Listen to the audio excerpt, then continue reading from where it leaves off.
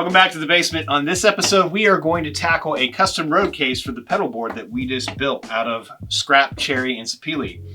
So this is another project like pretty much every other project I've ever done on this channel. I've never done it before, so I'm going to figure it out as I go. So I'm going to make essentially a box, and then I'm going to cut the lid off of this box. And then I'm going to, we use spray-on bed liner for the outside coating, and I'm going to go to the fabric store tomorrow, and I'm going to try and pick the gaudiest crushed velvet fake fur color that I can find. If I can find purple, that's what my first choice, my first color choice preference would be. If not, a nice deep royal blue would be just fine, or even green really. But anyway, I've got this not quite dry enough yet piece of 2x8 from the local big box store. This is an 8-foot length. I think it should be plenty long. As you know, a 2x8 is not, or a 1x8 rather, is not quite 1x8. It is 3/4 of an inch by 7¼ of an inch wide. This should give me enough room to clear the pedals that are going to go on the board. It's right at about 3 inches. And if I need to rip this down, I'd rather rip this down than not have enough to really actually make the road case do any good at protecting these pedals. So I want to use some hard closed cell foam on the inside of the top and bottom to help protect it. And then I'll use some open cell foam on top of the closed cell foam for the lid. Probably don't need to do anything else other than the closed cell foam on the bottom and the sides, because I'm not really protecting anything other than the board itself at that point. So that's the plan, and I'm going to get after it. Hopefully I've got enough length in this 8-footer to do this particular box. So, yay math. All right, I'm going to try this voiceover thing again, see how it goes. All right, so here you see me doing all my layouts for the rough cuts. So basically, I'm shortening up my stock because I don't have a whole lot of room to work in my small 9-foot by 10-foot shop. So I can't really use my crosscut sled here, and I don't have a chop saw yet. So I'm just doing some hand cuts with a Japanese pull saw. And then again, these are rough cuts. I'm not worried about them being perfectly square or to the proper length. I'm just getting them close in the ballpark here.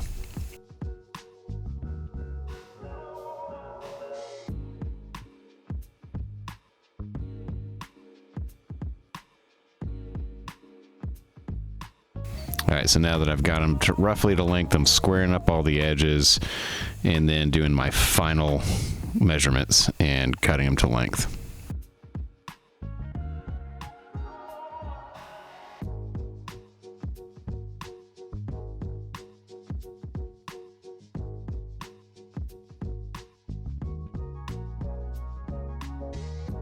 All right, and I'm just going to use simple butt joints for this particular build. I think it'll be plenty strong. I'm going to glue and screw them, and here you see me fumbling with some really just bad idea corner clamps. I've had these for, I don't know, a couple decades kicking around, and very rarely, maybe every couple years, do I get to use them, and they're just clumsy. I've since gotten some of those right angle clamps that you use squeeze clamps on, and they go on the inside, and those seem to work much faster and are less finicky than these things. So just pre-drilling with countersinks, using little glue on each joint and 3 screws. 2 of them will end up being on the bottom of the box, and 1 of them will be up on the lid, but it's going to be plenty strong, as you'll see.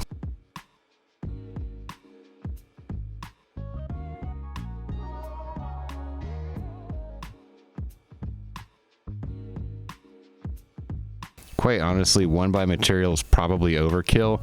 If I wanted to shave some weight, I would have probably resawed these, and made it like half inch or 3/8 of an inch. But you know, I'm just rolling with it just out of simplicity's sake. So I'm taking a number 5 jack plane and just kind of smoothing everything out, making sure that I've got a nice flat surface amongst all the butt joints, so that I can glue some of this 1/4 inch red oak plywood to. So again, glue and screw, lots of pre-drilling with pilot holes and countersinks, and then a bunch of 1-inch screws.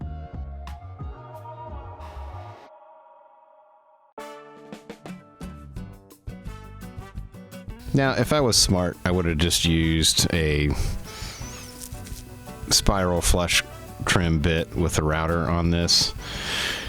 But I felt like making an extra step. That, and I didn't have one of those cool fancy compression upcut, downcut bits.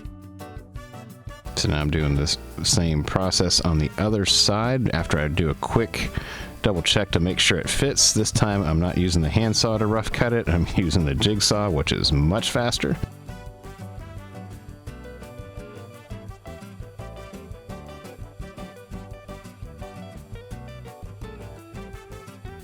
Again, glue, pilot hole with countersinks and screws.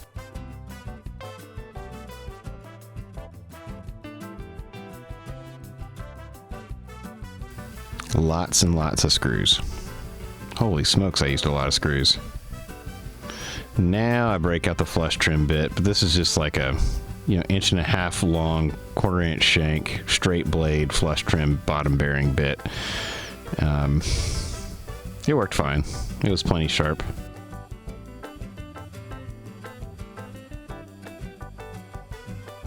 Just a light sanding pass, particularly on the end grain of the butt joints. So what I'm going to end up doing is filling all the holes in end grain before I go to finish.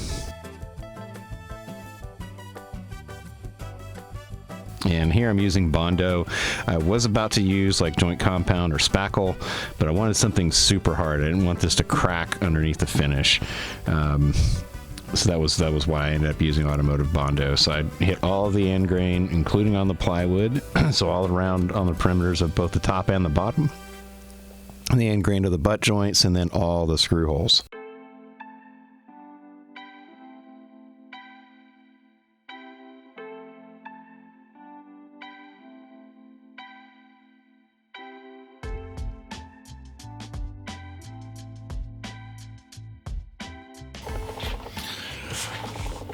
Okay, so it's been overnight. It was not drying and quite or curing in the 3 to 5 minute advertised cure time. I probably didn't mix it very well, so I'm gonna chalk it up to that for sure. But anyway, I'm gonna go ahead and get to sanding now that it pretty much feels dry. So I'm gonna knock some of the loose crap off and get to sanding. All right, so after all my touch-up work on the Bondo, I go to the messy task of sanding. And if I didn't work like super late at night, like after 10 p.m., I would have much rather done this outside. Because holy smokes, you can see the room cloud up. Thank goodness I'm wearing a respirator. And I'm running my air filtration system too, and it's still crazy. Okay, so off camera, I touched up a couple of the spots that needed it, and now I'm ready to cut this box in half to make a lid and I don't know what you would call the bottom, I guess a bottom. So what I'm thinking is I just want a nice, so I know where my screw enters in. What I'm thinking is, I don't know, maybe a 2-inch, 2.5 inch lid perhaps.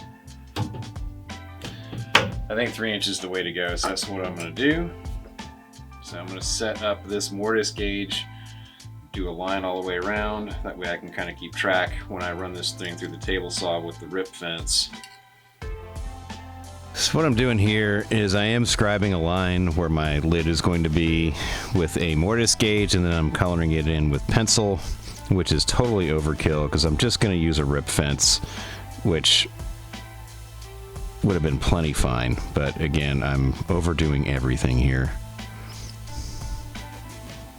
So now I've got a top and a bottom. I'm just going to smooth out with some 80 grit sandpaper, get rid of all the saw marks, and get ready for finish.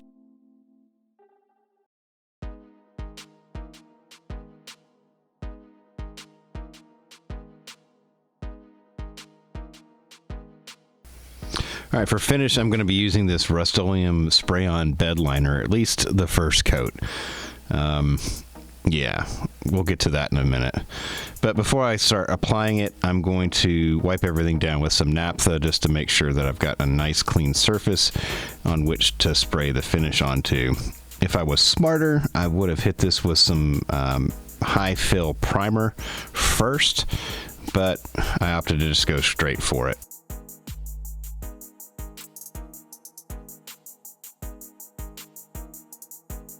And by the runs that you can see, by bad technique caused by not having primed it first, I got a lot of runs.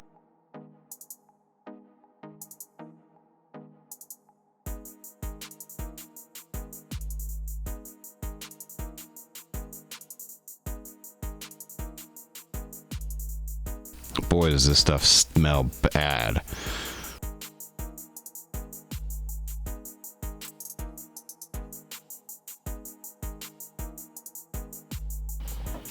So I think I'm in too deep. I don't like the spray. It did not work very well. I've used it before on other projects without really too much issue, but that last can did not inspire confidence, so I'm not going to use it. Didn't go on nearly thick enough, for one, and for two, it just didn't give me enough texture, and I'm not sure how many more cans of it I would need to use in order to do what I needed to do. Now, cost-wise, this quart of roll-on would have been about the same amount as 3 more aerosol cans, which I'm pretty confident I could have gotten the finish and the texture I was after for that cost. But it just seemed to want to drip more than I was really okay with. So I'm not going to do that. I'm going to try the roll-on. I don't have the right rollers. I have just what the hardware store had at the time, which is these little guys. So I've also got a brush. We'll just have to see how this goes. I have very low expectations, and I'm really wishing I would have gone with plan A, which was Tolex.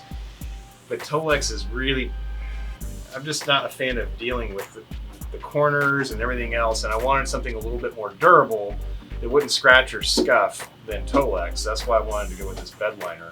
I've got an enclosure that has my Geigen-Kruger RB700 Mark II in it, and it's covered in bed liner. It's probably a name brand Linex or something professionally done, but it's awesome. And I think for road cases, that's definitely the way to go.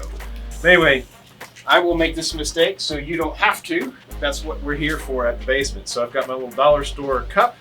I've got my $32 quart of Rust-Oleum truck bed covers, a textured finish. I've got a completely wrong kind of roller for this and a crappy paintbrush just in case. So we're gonna crack this thing open and see what we make of it. So I ended up liking the roll-on bed liner better than the spray-on stuff. It just seemed easier to work with, even though I'm applying it with not the recommended roller. This is just a regular paint roller, not their specialized textured finish roller, which would have given it probably a grippier finish. But I'm happy with how it turned out.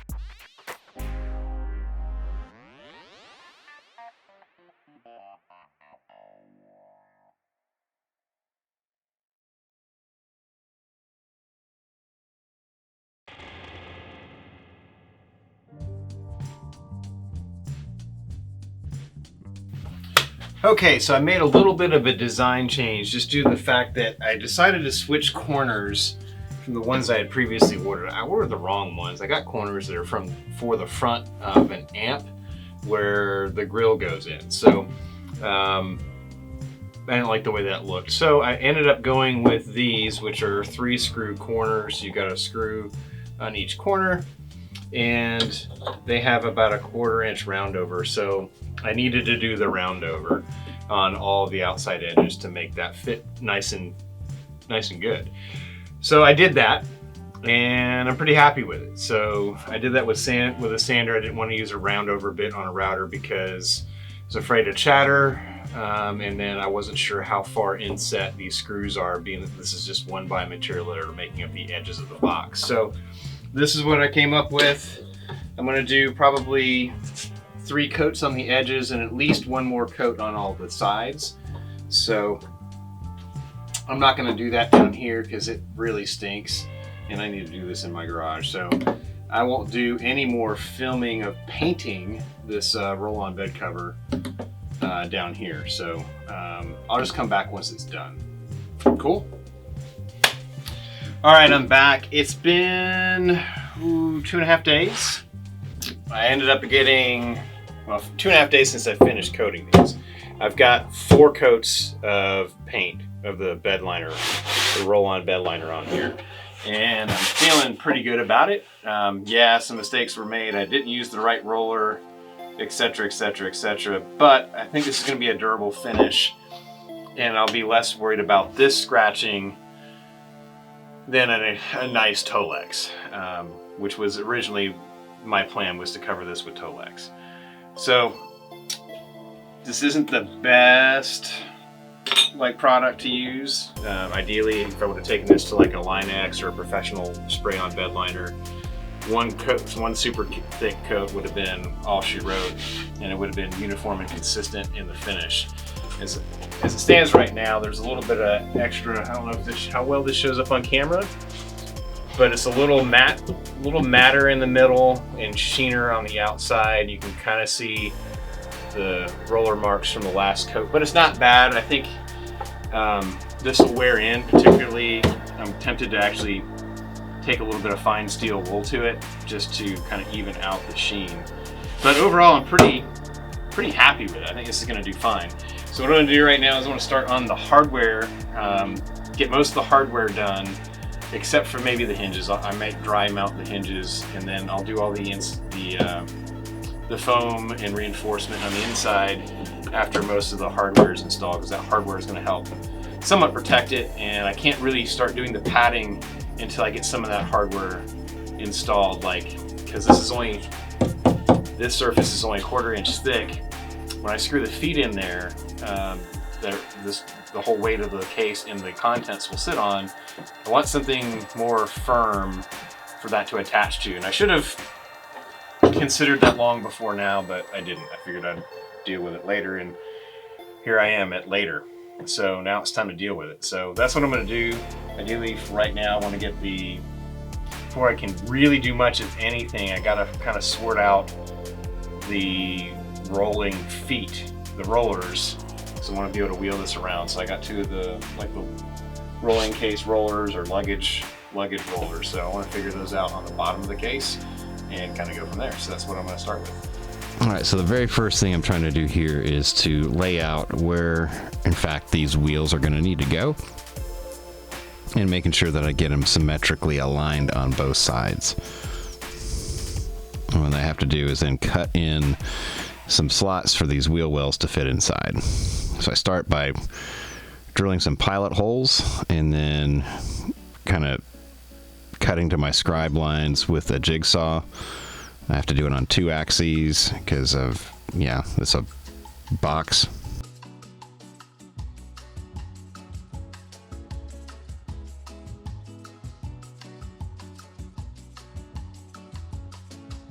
And what I'm doing is just cleaning up the inside and tweaking them. I wanted to kind of creep up on my cut lines to make sure I had a nice snug fit. So I'm just using some rasps and files until I get it there.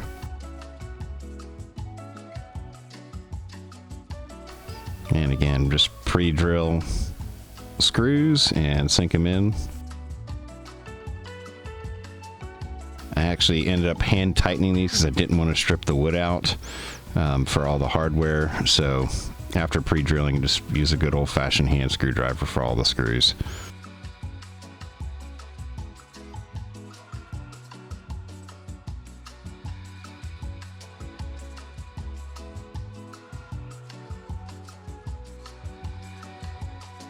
So next I'm kind of laying out the corners. Am I doing the corners or am I doing the feet? I think I'm doing the feet here. Yeah, I'm doing the feet.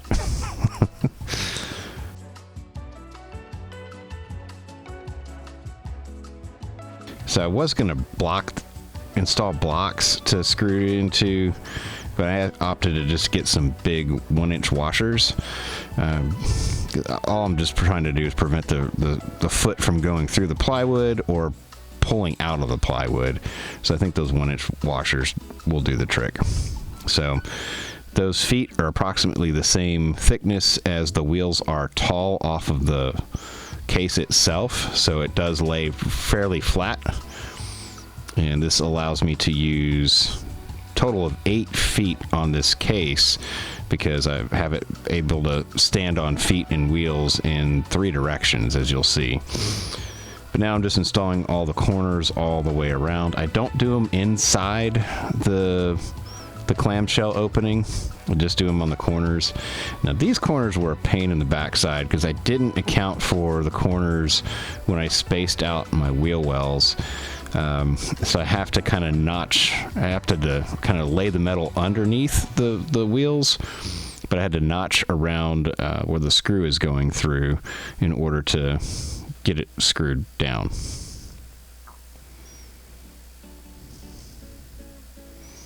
And after much tweaking, I finally got it to sit well, and yeah, success.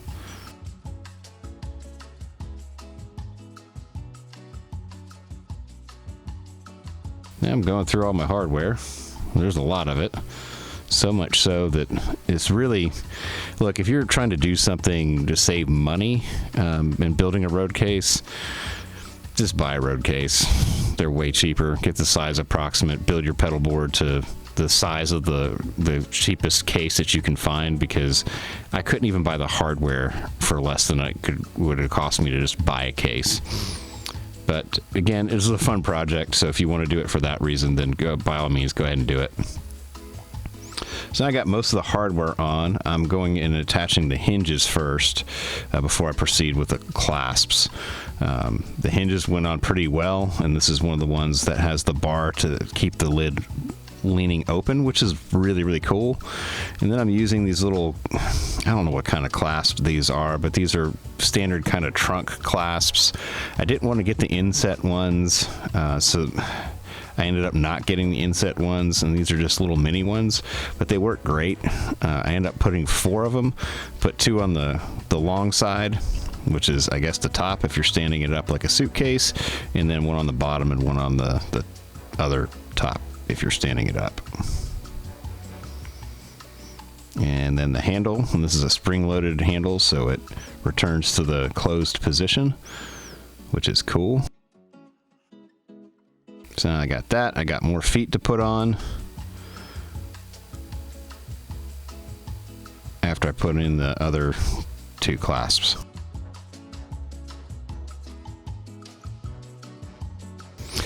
In retrospect, I'm glad I went ahead and used 4 clasps on this, because this is a really, really tight fit.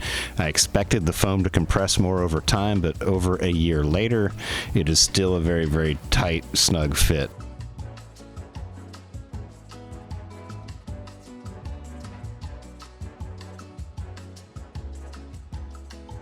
So that rigid foam insulation does not permanently compress the way I expected it to. All right, so now I got those feet on. Now I can put 4 feet on the other side. So the 2 planes that are sharing the surface with the wheels, so those just get 2 feet, and then the one surface that stands up like a suitcase, that gets 4 feet. Now the case itself is finally done. Now I just gotta pat it.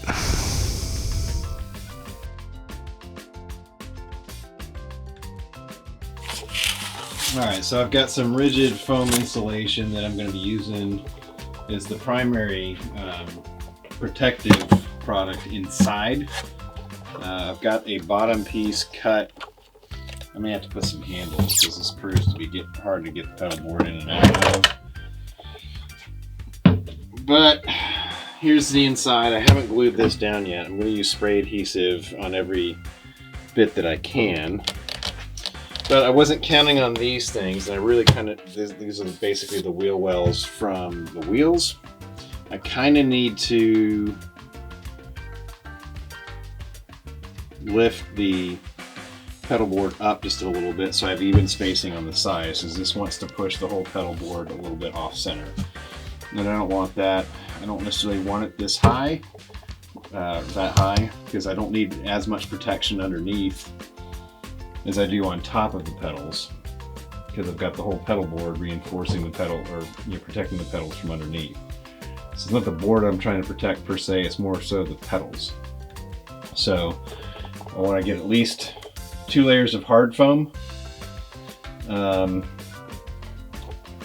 on the top, and then I've got this soft open cell foam that was really stupid expensive at the local fabric store. $40 for this. Like, I'm already in over what it would cost to have bought a case, so at this point I'm just trying to finish it. That was $40. That's stupid great. So basically every piece of hard foam on the sides is going to get 1 layer of the hard foam, and then obviously I'm going to do the open cell soft foam as well, just to kind of smush everything in. It's super compressible, so I'm not really worried about it taking up too much space.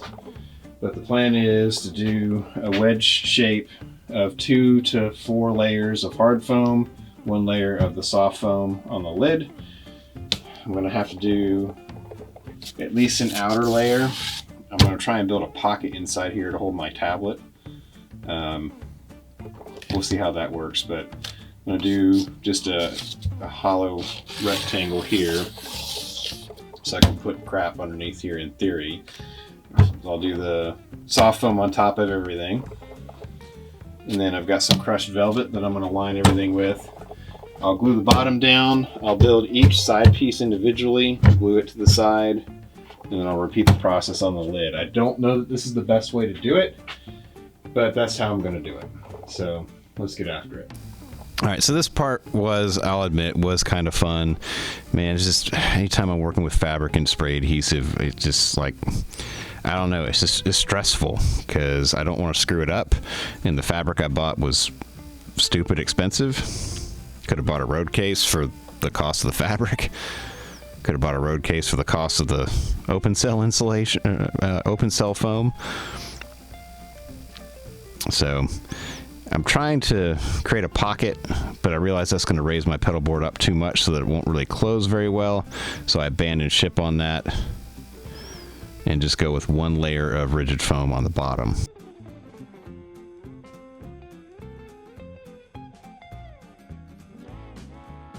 So now I'm trying to figure out my layering because I kind of want it wedge shaped on the lid to kind of follow the wedge shape of the pedal board.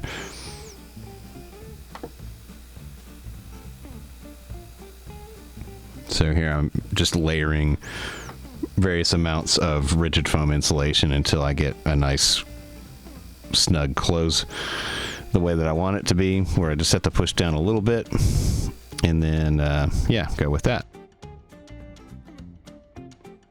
So rather than waste the piece that I cut out of made the frame with, I stuck it back in and glued my subsequent wedge layers onto it, because I know I'm going to cover it up with open cell foam.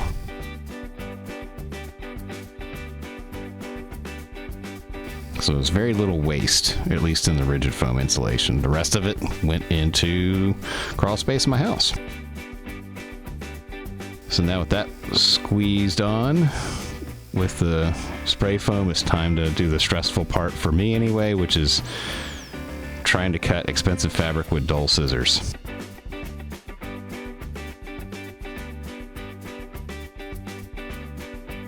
I know I said at the beginning of the video I wanted to go with purple, but as soon as I saw this blue-green kind of teal color, I was like, yep, that's awesome. Let me go with that. So what I'm doing is I'm working my way out from the center, spraying the center, smoothing it down, then spraying one end, and then smoothing it down, then spraying the other end, then flipping it over, and then doing the edges. And then I cut the corners, and then man, I know I'm doing it wrong. At this point, I'm just trying to work within the open time of the spray glue that I'm using, knowing that that's going to be hidden.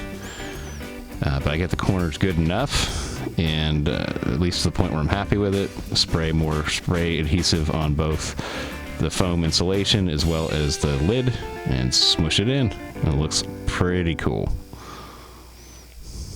Now I do the same thing to the bottom, just putting one layer of open cell foam onto the one layer of rigid foam insulation. And then I repeat the upholstering process.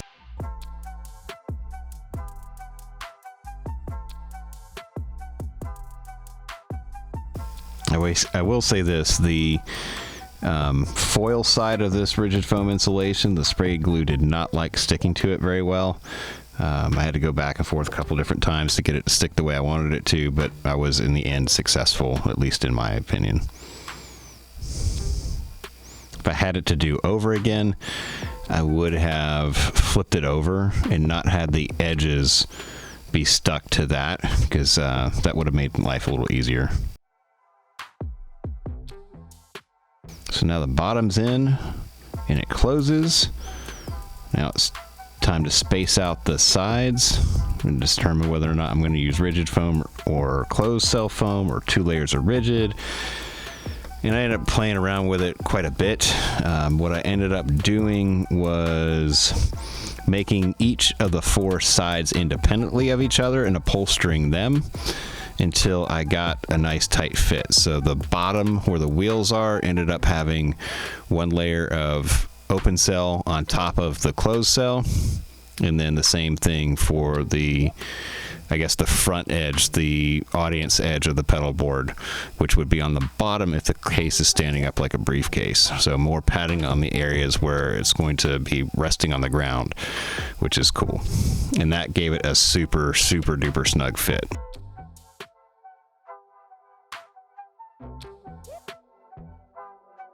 So here's the first 2 edges so you can kind of see how it works.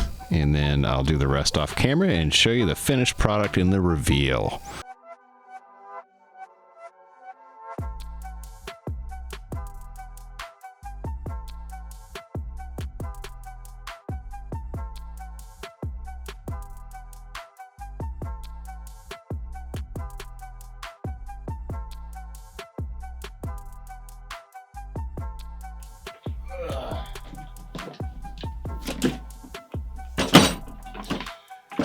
All right, here the case is. This has been right at about a year, maybe a little longer since I actually finished this case.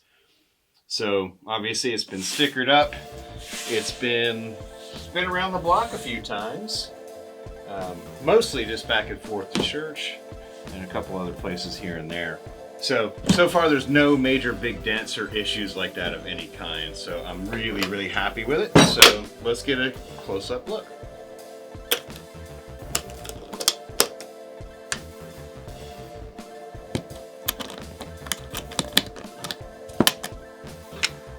Still a snug fit.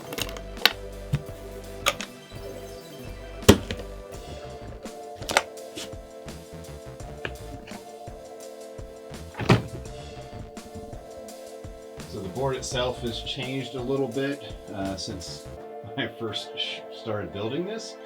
More on that maybe a little bit later if I get any requests to get into any demos of anything that's on the board, but it's completely changed.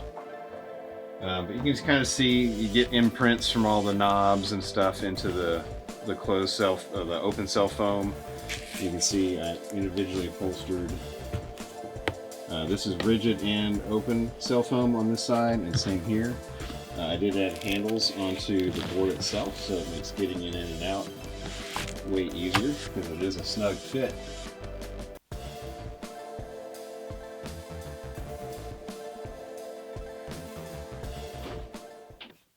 All right, so that's going to do it for this particular episode down here in the basement. Thank you so much for watching, and stay tuned for the next build.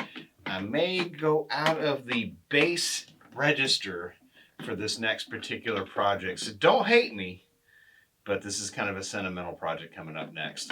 So join me next time down here in the basement.